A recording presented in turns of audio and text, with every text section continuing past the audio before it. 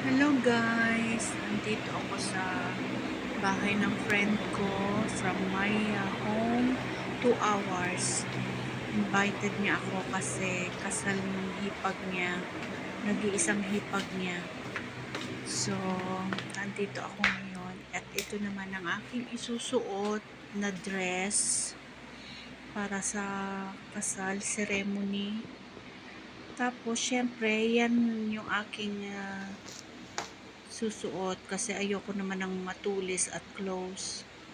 Baka madapa ako, 'di ba? Yan siya. Syempre, ayan na yung aking friend at saka ako. Ready to go na kami. Pero picture muna. Ayan, dahil hindi ko alam kung paano pagkuha, kaya lumiit ang aming picture. Pero gusto ko lang makita ang kabuuan kasi ng dress, 'di ba? Sabi na ako, mag-dress daw ako. Kaya nga. No? Kasi yun ang dress. Di ba? Saan ba mas importante ang halaw, ang tindan tong si mag-asawa nito? Bakit nakapunta doon? Kung kailan importante na sa kanang punta doon? Yung nagdi-dress. No? Yung nagdi-dress, yung halaw, nag-dress.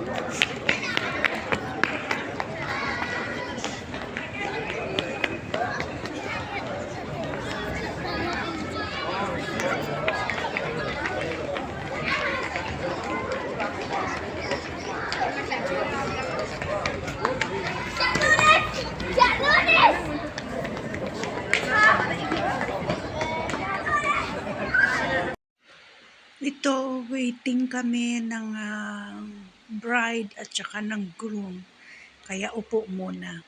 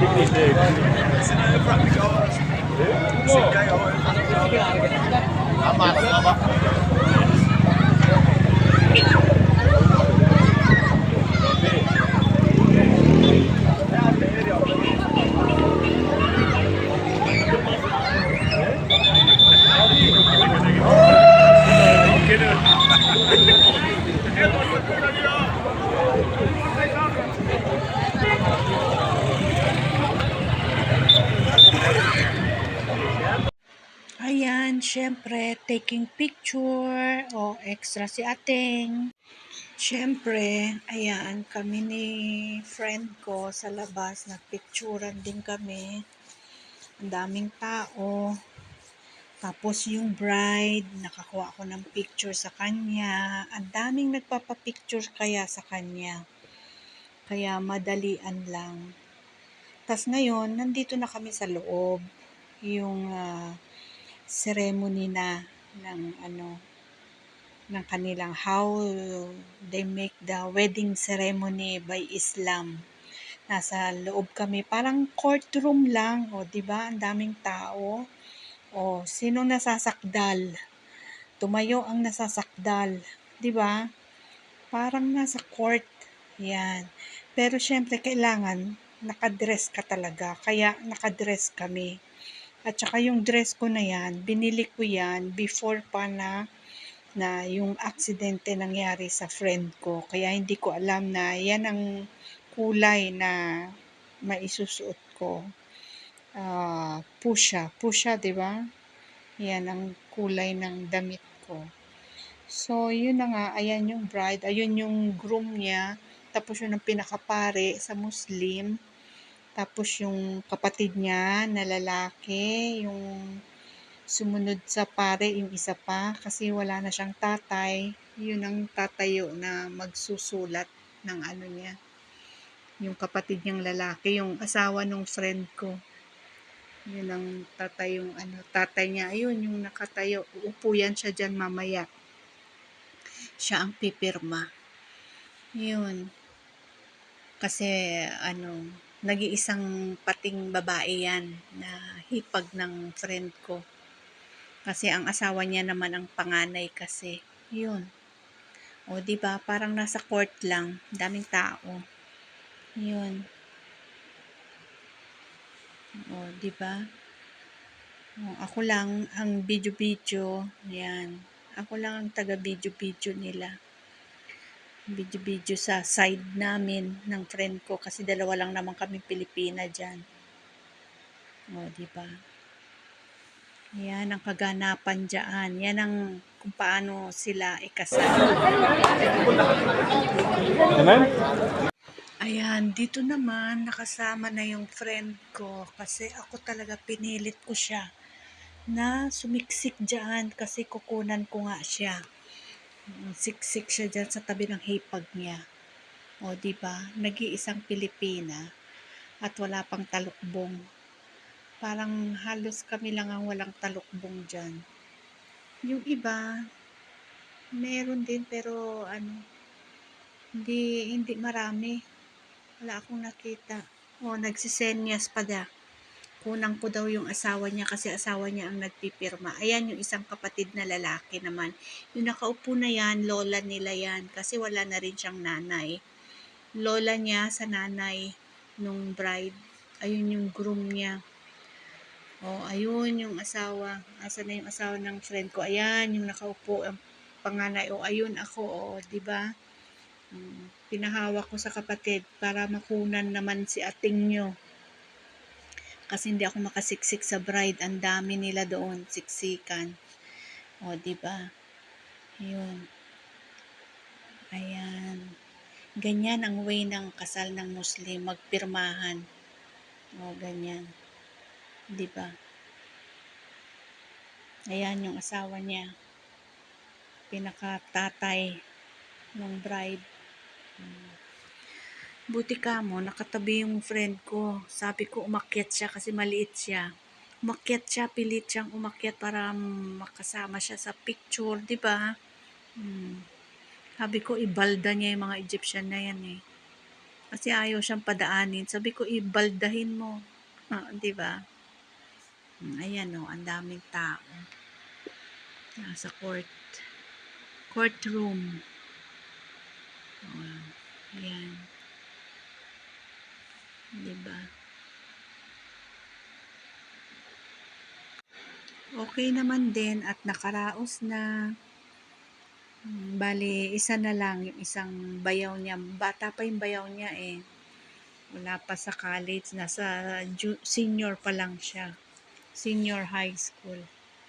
Wala pa sa college. Bali kasi yung isa, dalawa, tatlo, apat silang magkakapatid. Nag-iisang babae yan. So, ayun. Kilala ko din ang pamilya nila. Ayun si tita, yung lola. Diba? Ayan, ganyan.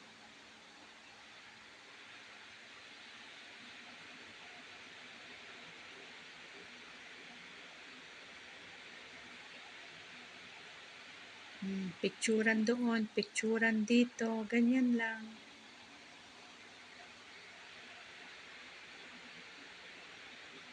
Yung iba nag-aantay hanggang matapos, kung kailan matapos. O, ganun lang. Ayan ang mga tsuhin nila sa father side nila.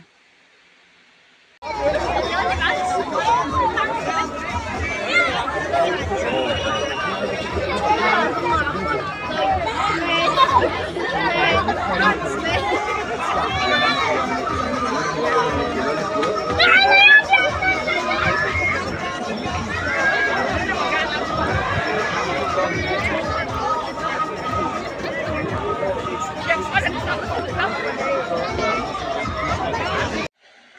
tapos na ang lahat. Nagpa-picture lang ako.